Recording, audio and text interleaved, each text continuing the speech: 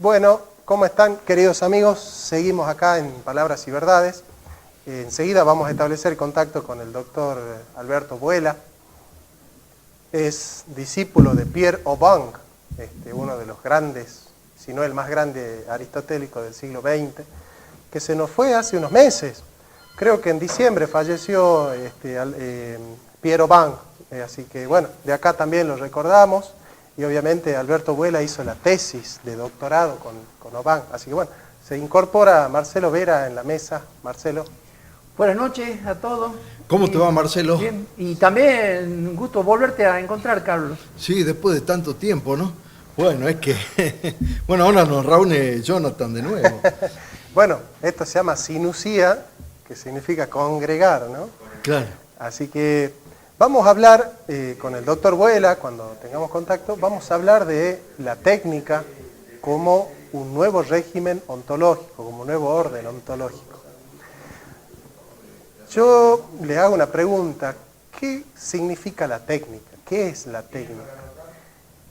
Y la técnica ya la podemos rastrear desde su origen como un desvío del pensamiento, que empieza no al pensar por el pensar mismo, sino en el pensar de alguna realidad efectiva, ¿no?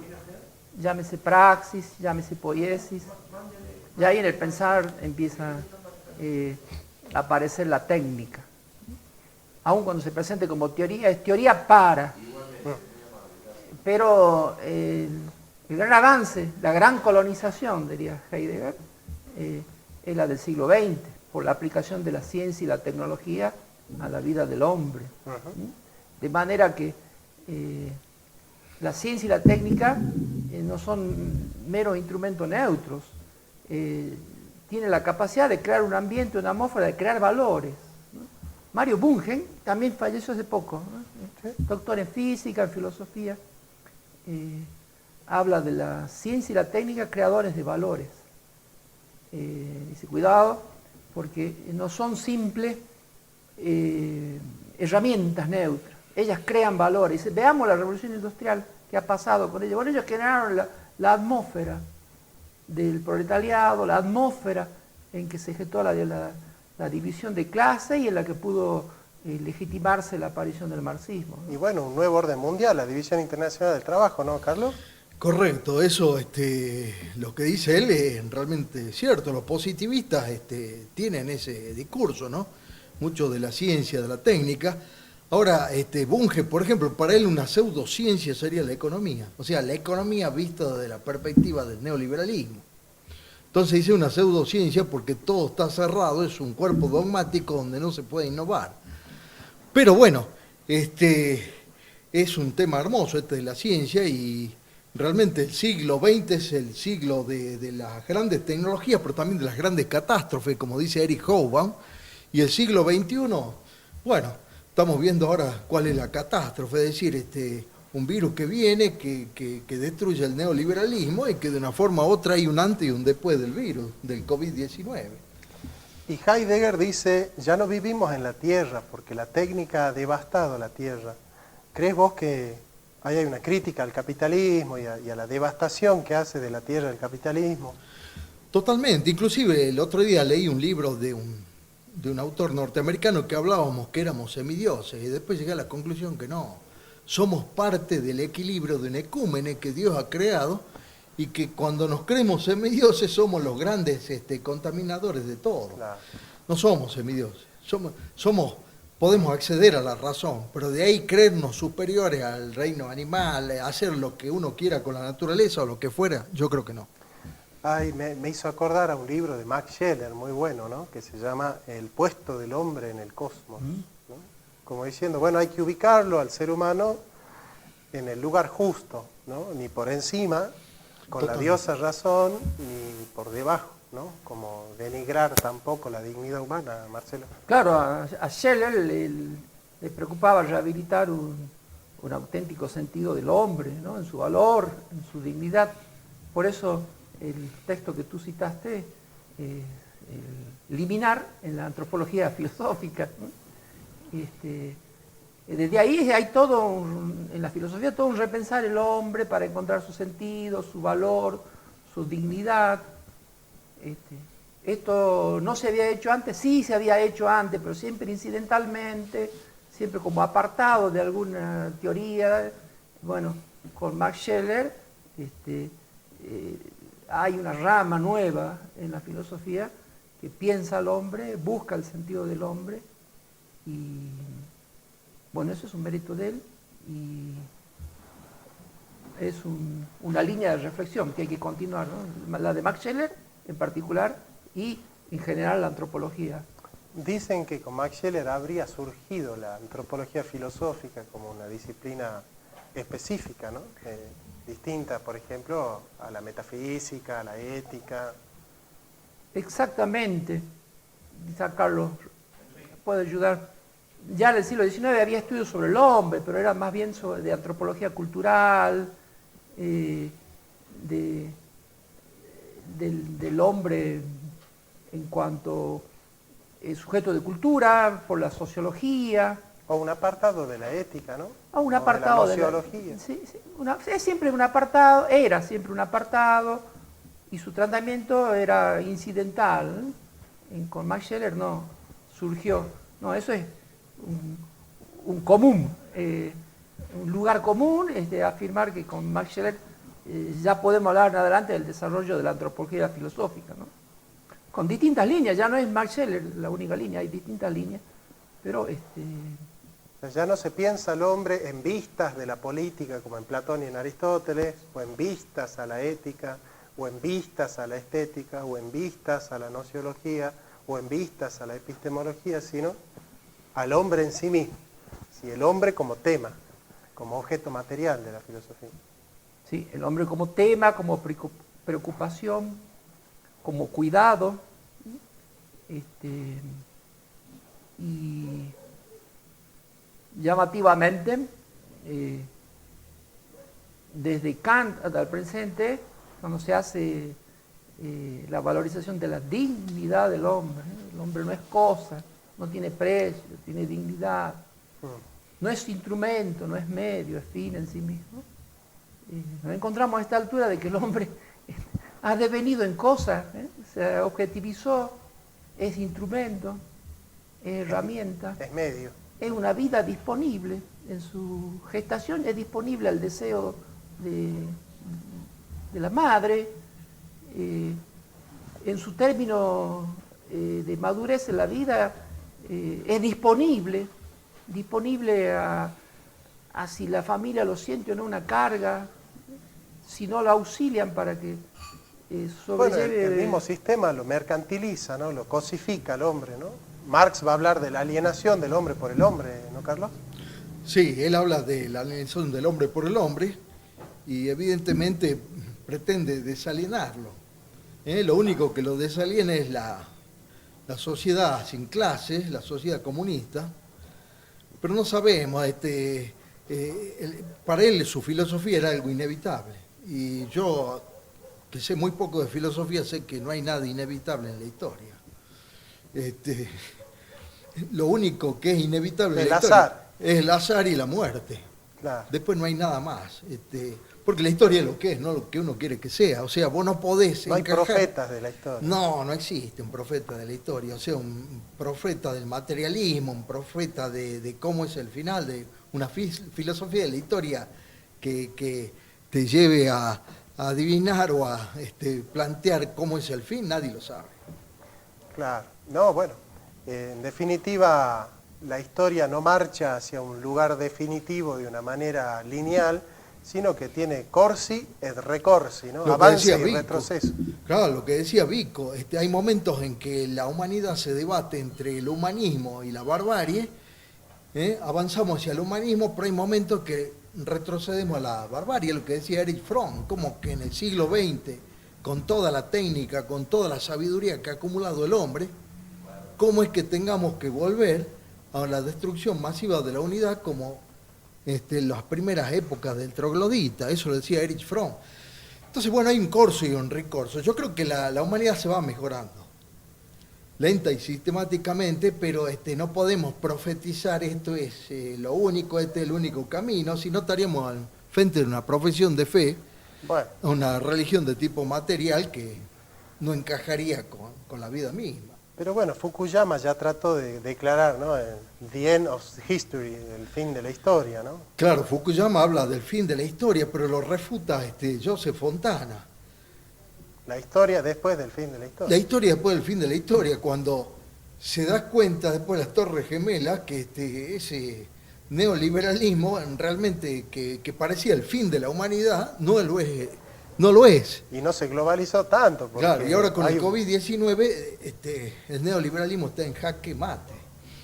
Así que, y está dando manotazos de ahogado, ¿no? Sí, totalmente, como lo fue el liberalismo en el momento de la crisis del 29-30. Yo creo que hay un antes y un después del año 2020. Hay un antes y un después. Mirá vos. Sí, nosotros queremos introducirnos un poco en la temática de la técnica, porque efectivamente Heidegger, uno de los filósofos que sin lugar a dudas ha cuestionado la era de la técnica, o no, la metafísica de la imagen del mundo, ¿no? De alguna manera la técnica es una maquinación, ¿no?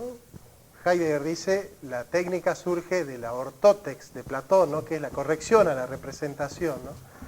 Que es un poco no atenerse a lo dado. Y esto es inevitable no pensar en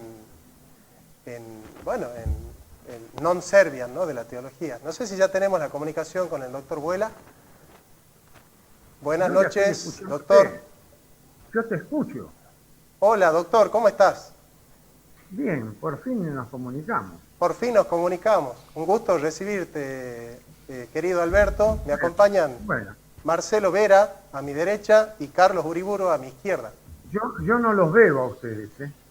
¿A mí sí me ves? No, tampoco te veo. Ah, bien. Bueno, por lo menos nos vamos a escuchar. Nosotros sí te vemos, Alberto. Estamos hablando de la técnica. Pero yo pensaba que iban a hablar del principio de reciprocidad de los cambios. Ah, no, ese fue un tema viejo que dimos el año pasado. Claro, yo no de la técnica, bueno, puedo hablar de generalidades, pero yo no preparé una conferencia ni una meditación sobre la técnica. Claro. No, nosotros... Y bueno, ¿sabes qué hacen? Me llaman otro día y me dicen el tema y yo lo preparo y lo hacen. No, si querés hablamos de la reciprocidad, Alberto, no hay problema. Nosotros veníamos hablando un poco de la técnica de Heidegger, porque veíamos que la vida del ser humano se ha de alguna manera forjado como disponible para el sistema, ¿no? Es decir, nosotros a través de nuestra lectura de Kant hemos visto que el concepto de libertad que utiliza Kant es el de la indeterminación. Entonces vimos que de alguna manera la modernidad concibe a lo dado, a lo natural, como una determinación de la cual hay que despojarse, concibiendo la naturaleza como mecánica, y entonces queda el hombre al servicio, digamos, de la disponibilidad del sistema, ¿no? Como lo va a plantear el marxismo, como lo va a plantear el capitalismo, y de alguna manera queríamos ver la crisis que sufre, digamos, el concepto de dignidad humana en la modernidad. No sé si nos podés un poquito orientar en ese aspecto. Lo que pasa es que es un tema muy, muy arduo, el tema de la técnica.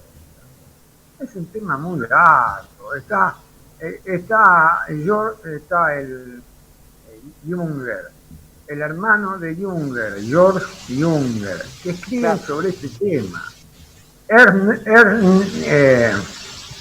Nietzsche, que eran los nacional-bolcheviques, escriben sobre este tema. Todos esos autores que, por supuesto, las universidades nuestras los pasan como alambre caído porque no saben ni que existe. Los profesores, estos que te nombré, los profesores ahí en Salta, no tienen la más puta idea de lo que son, y así están.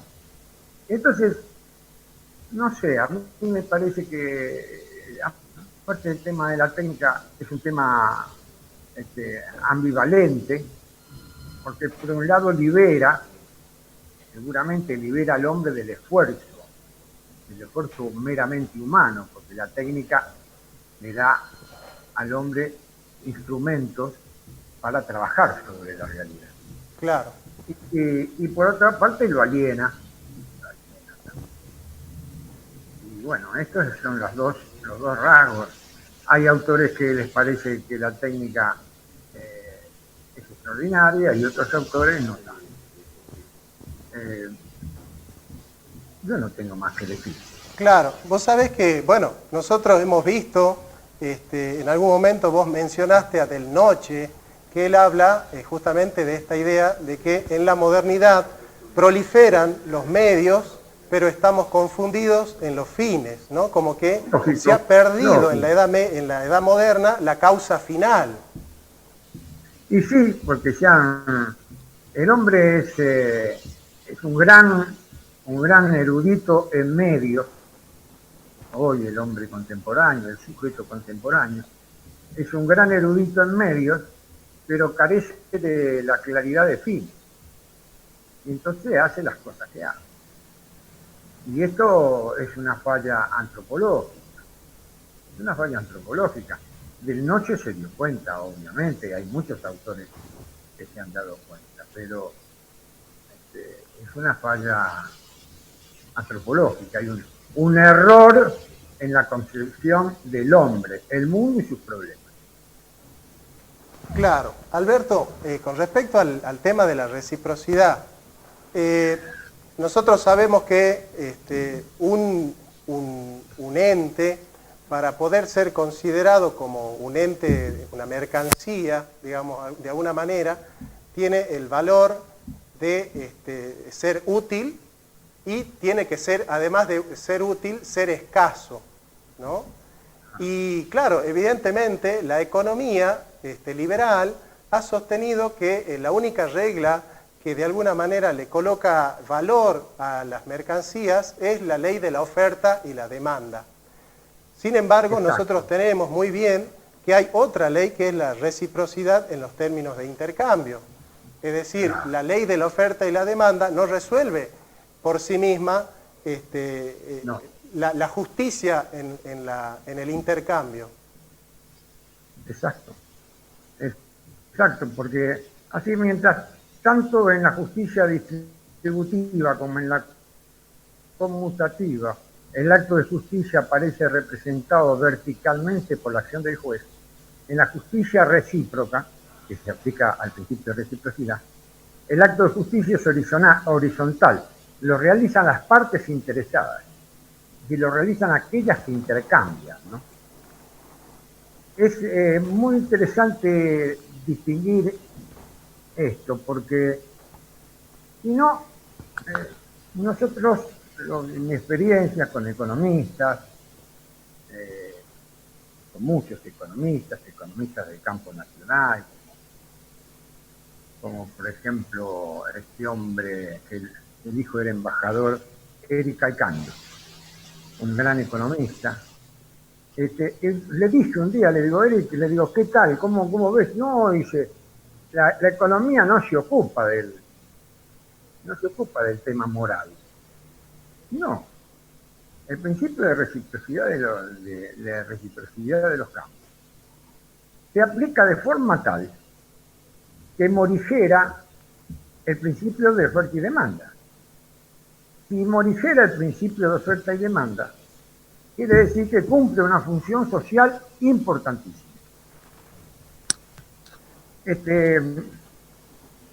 ¿Cómo debe ser el intercambio para que el productor, consumidor, porque el hombre es productor y consumidor en el orden económico, ¿no? Pueda seguir produciendo y consumiendo?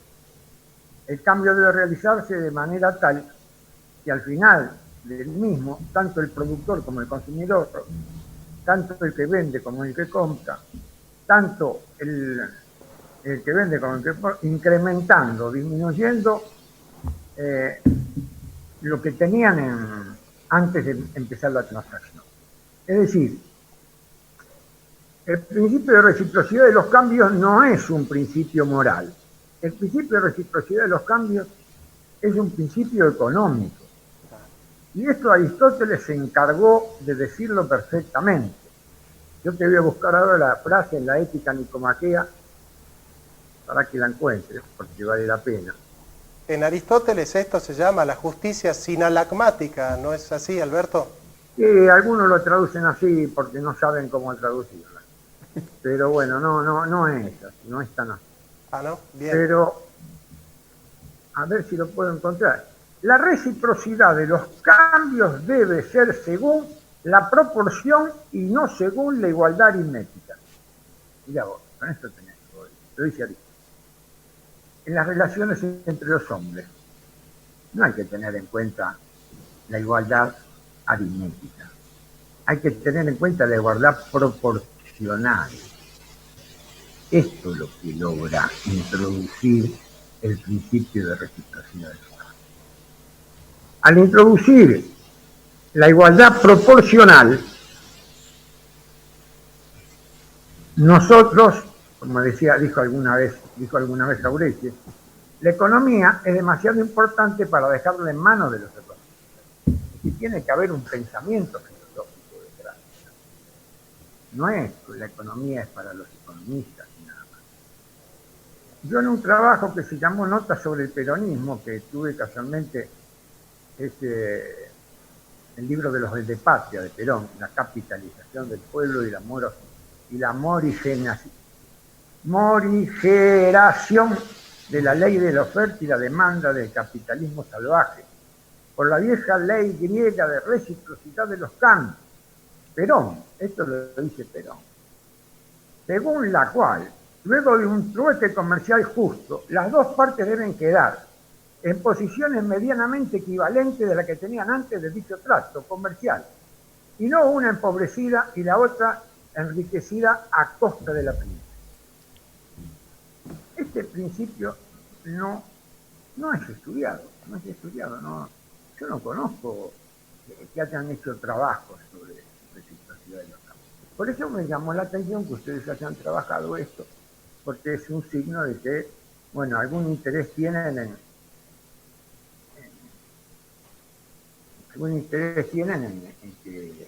saber un poco más, ¿no? No sé, mirá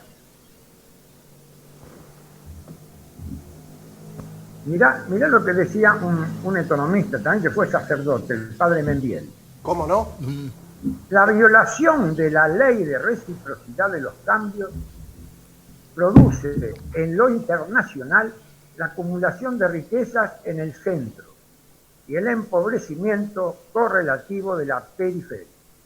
Es decir, convierte en coloniales o semicoloniales a las economías nacionales, porque al no retribuirse recíprocamente las riquezas en el tráfico comercial, se provoca la acumulación de ciertos puntos a costa del enflaquecimiento de otros.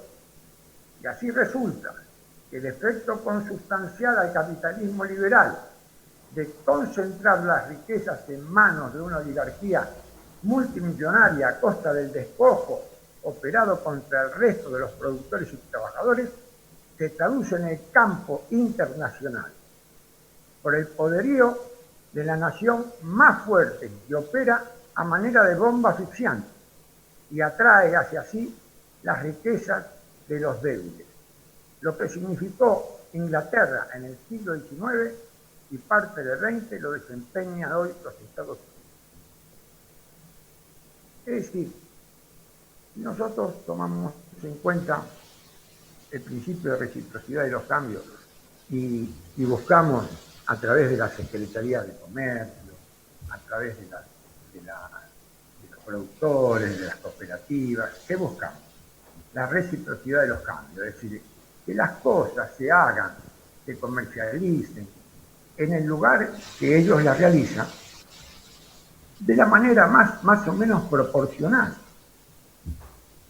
Esto es lo que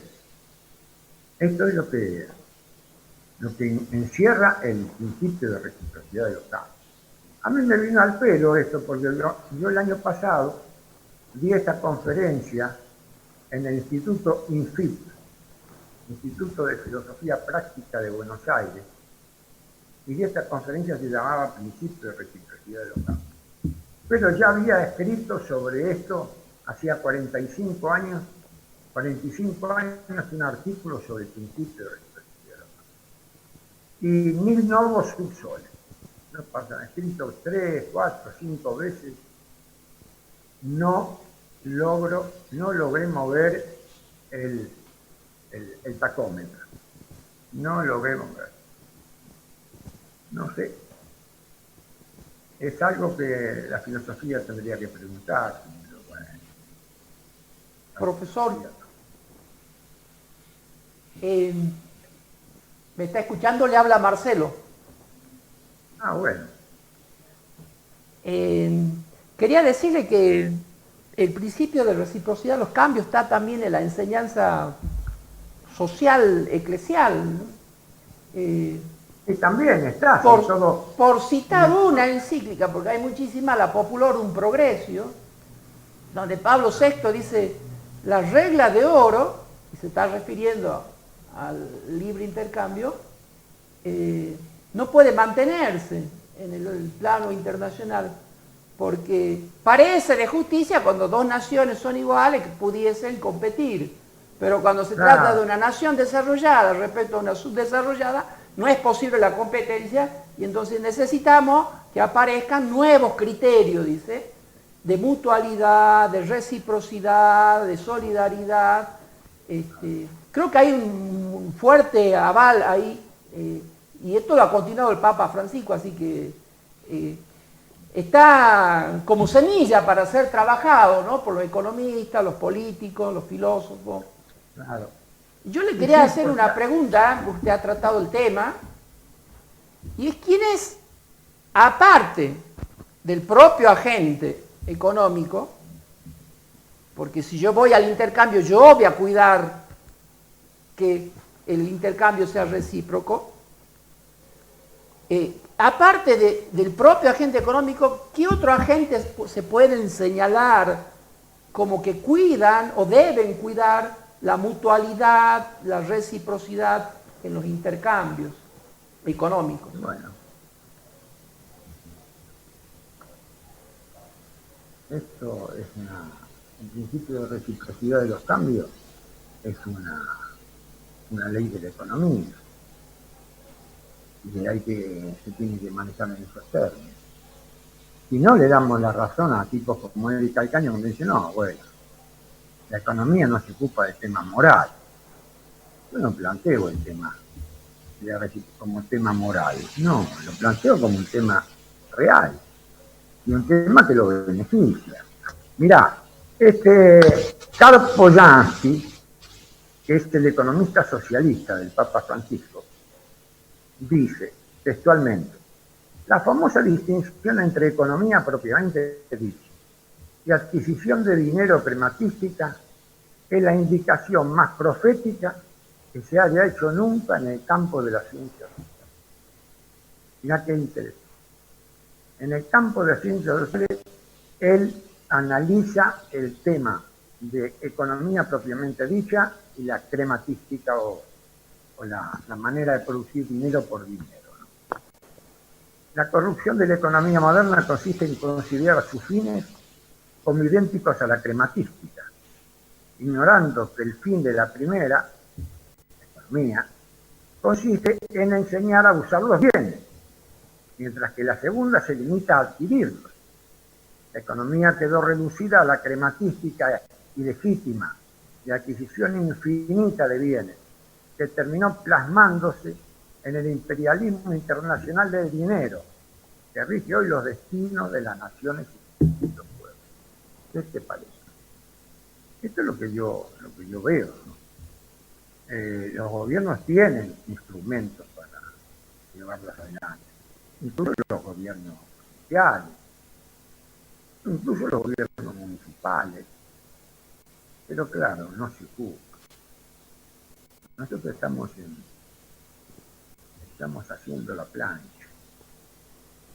No se ocupan nuestros dirigentes, no se ocupan de los temas que son importantes. No se ocupan. Bueno, y así nos va.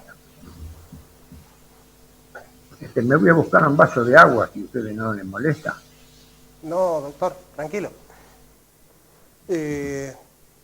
es importante recalcar eso, ¿no? De que no es una ley moral, es decir, no es una ley extrínseca al propio progreso del pueblo, al propio desarrollo económico del pueblo, sino que es una ley que permite un desarrollo sano y sustentable y permanente y sostenible, ¿no?, de la economía. Porque, claro, efectivamente, si nosotros de alguna manera dejamos afuera, licuamos, digamos, la capacidad productiva de uno de los agentes de la economía, bueno, en algún momento esa persona va a dejar de consumir, va a dejar de comprar, y bueno, de a poco se va estancando la economía, ¿no, Carlos? Así es, yo creo que es un poco lo que dicen los liberales, hay ganadores y perdedores, pero en realidad no tiene que ser así. En realidad, lo que decía Paulo VI y que había mencionado acá Marcelo, en realidad en la Populorum Progressio él habla de que el desarrollo es el nuevo nombre de la paz, pero para que haya desarrollo y haya paz tiene que haber reciprocidad en los intercambios. No puede haber de otra manera, porque si no hay ganadores y perdedores y entramos en una sociedad jovesiana. Entonces, evidentemente, estamos fuera de todo humanismo histórico y damos pase de nuevo a la barbarie. Que ese sería el análisis, que la historia dialécticamente se desenvuelve permanentemente entre humanismo y barbarie.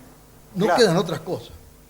Eso es el desenvolvimiento dialéctico de la historia. Y como dice Vico, por ahí un recurso a la barbarie y por ahí damos un paso hacia el humanismo. Claro. Bien, ahí lo tenemos de nuevo al profesor Vuela. Profesor, una pregunta.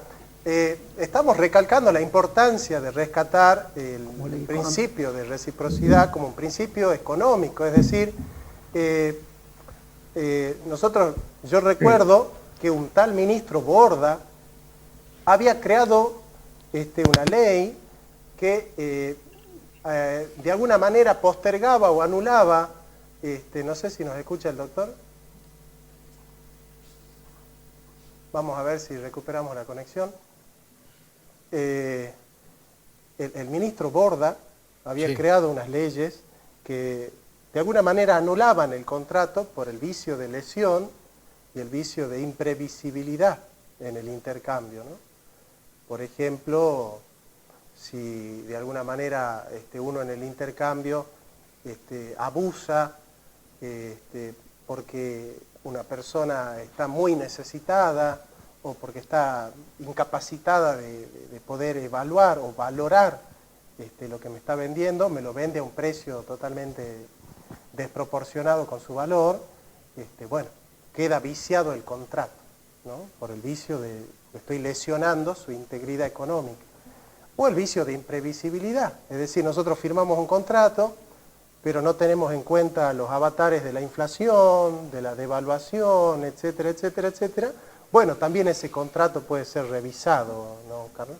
Sí, bueno, sería lo imprevisible. Borda fue ministro de Onganía. Así es. En el periodo del Onganiato, 1966-1970, y como decís vos, es decir, esto de la imprevisibilidad también es parte de la historia, no solo de los contratos que tienen el carácter de sinalamático en el derecho. Profesor, ¿nos escuchás?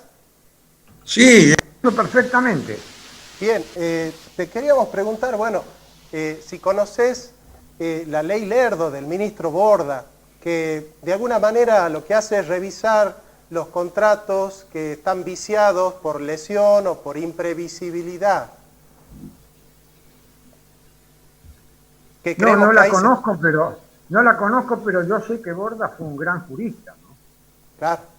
Era un jurista inspirado en la doctrina social de la Iglesia. Esto es lo que puedo decir yo. Sin otra cosa no puedo decir. Profesor, fue ministro de Gobierno de Onganía. Fue ministro de Onganía, sí. Profesor, con respecto al peronismo, nosotros estamos preocupados porque vemos que en el peronismo el entrismo ha hecho su juego en el peronismo, y el peronismo hace tiempo oscila entre neoliberal, socialdemócrata, a veces gira para la izquierda, a veces gira para la derecha. Y bueno, de a poco el peronismo se fue alejando del legado humanista y cristiano que es central y nuclear en su esencia. ¿Qué evaluación nos podés hacer acerca de la crisis de identidad que sufre el peronismo en la actualidad? Y el peronismo, después de muerto Perón, lo que hay son peronistas. El peronismo lentamente se fue disolviendo. Hay peronistas, sí, a montones, hay peronistas de todo tipo y clase, pero lo que no existe es el peronismo como doctrina, como teoría, no se ocupa nadie. Ya que yo conozco el tema, conozco a la gente, todos hablan de la monserga peroniana, mejor que decir y hacer, mejor que prometer y realizar. Cada peronista lleva en su mochila el bastón de mariscal. El año 2000 nos encontraron unidos en nada. Va. Toda la monserga peronista. Y estos tipos hace 40 años. Yo que sé, Lorenzo Pepe, hace 40 años que está en los caros. Y sigue hablando. Yo estuve hace poco en una conferencia y tuve que decir, pero Lorenzo, pará. No puede ser que sigas repitiendo lo mismo. Sin ningún sentido, no. Yo creo que le ha hecho mucho daño la monserga peroniana. Mucho daño. Y ahora no es otra cosa que socialdemocracia con chiripá. Es así, el gobierno este que tenemos ahora es socialdemocracia con chiripá.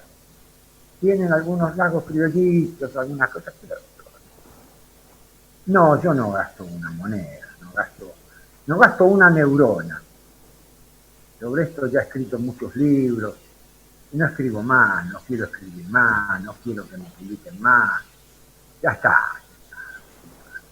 Ahora me van a sacar 3 libros en España, y bueno, lo sacan ellos porque no tienen quien escribir. Pero nunca, no se ha planteado, el peronismo nunca se ha planteado seriamente qué es el peronismo. Los peronistas nunca se han planteado seriamente qué es el peronismo, nunca. Puede haber peronistas más buenos, peronistas más malos, más inteligentes, menos inteligentes, pero no levantan un cuarto del piso, una cuarta del piso, no la levantan. Caen en todos los lugares comunes, en las cosas comunes. No sé. ¿Qué le vas a ver? Perón hablaba de la reciprocidad de los cambios de los beneficios. No les importa, ni lo leyeron nunca. No lo leyeron. Y eso que es el texto de los beneficios. No lo leyeron nunca. No. La verdad que, ¿qué querés que te diga? No le veo yo mucho hilo en el carretero. Profesor, nosotros pensábamos que la crisis de identidad del peronismo va de la mano de una crisis de identidad en general. Recordá la frase de Marx que dice: todo lo sólido se disuelve en el aire. Y de alguna manera, tanto la socialdemocracia como el liberalismo identifican el progreso con la disolución de las identidades, con la disolución de la realidad. Así que yo creo que el peronismo no es, la crisis de identidad del peronismo no es ajena a esta crisis global de identidades. Sí, no es ajena. No es ajena. Pero el peronismo no hace nada por superarla. No hace nada por superarla. Yo me la pasé de reuniones en reuniones. Conozco a todos los tipos que se te puedan ocurrir a vos. No solo en Salta, en Jujuy, en Catamarca, en Tierra del Fuego. Entonces, no pasa nada. No pasa nada. Forma parte de la decadencia. Y el principio de decadencia, tiene una ley fundamental, la decadencia, que dice lo siguiente: en la decadencia siempre se puede ser más decadente. No tiene un fin la decadencia, siempre se puede ser un poco más decadente. Y esto es lo que nos ha pasado. Vamos lentamente a planteos cada vez más decadentes, a concepciones cada vez más decadentes.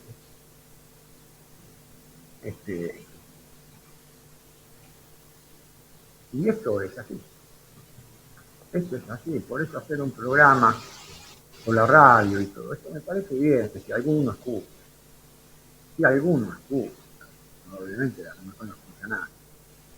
Bueno, muchachos, yo creo que ya hablamos bastante, ¿no? Yo no sé qué idea tienen ustedes. ¿Que yo siga una hora más? No. Vamos a tratar de guardar la palabra, como dice Heidegger. Vamos a conservar el valor de la palabra. Esto es lo que hay que hacer. Las palabras vanas también serán juzgadas. Esto dice el Evangelio. Las palabras vanas también serán. Sea vuestro idioma sí, no. Y la verdad es que a mí tampoco me gusta hablar mucho de cosas que yo ya tengo más o menos elaboradas. Así que yo les agradezco que me hayan invitado. Si quieren alguna otra vez me llaman y me dicen el tema antes.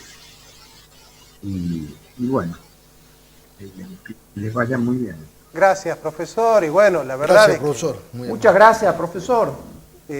Nosotros hemos aprendido con ustedes estrictamente eso, ¿no? Que en la sobreabundancia de palabras se va devaluando el valor de la palabra. Y bueno, el programa de ustedes dura 20 minutos, 30 minutos, que es suficiente, ¿no? Sí, más que suficiente, Por más que a Maresca le gusta que durara 2 horas, pero... Bueno, Maresca es un erudito. Ahí está. Tiene miedo al coronavirus. Bueno, ahí te vemos también con tos a vos. 80 días que no sale del departamento. Mirá vos, bueno, acá lo tenemos a Carlos también, que el coronavirus también lo tiene acorralado. Tenemos otro acorralado por el coronavirus también acá entre nosotros. Bueno. Te mandamos un cálido abrazo, estimado profesor. Que estés muy bien. Chao, gracias. Chao. Muchas gracias, profesor. Chao, muchas gracias, profesor, muchas gracias. Bueno, esto fue la entrevista con el profesor Vuela. Bueno, un gustazo que nos damos.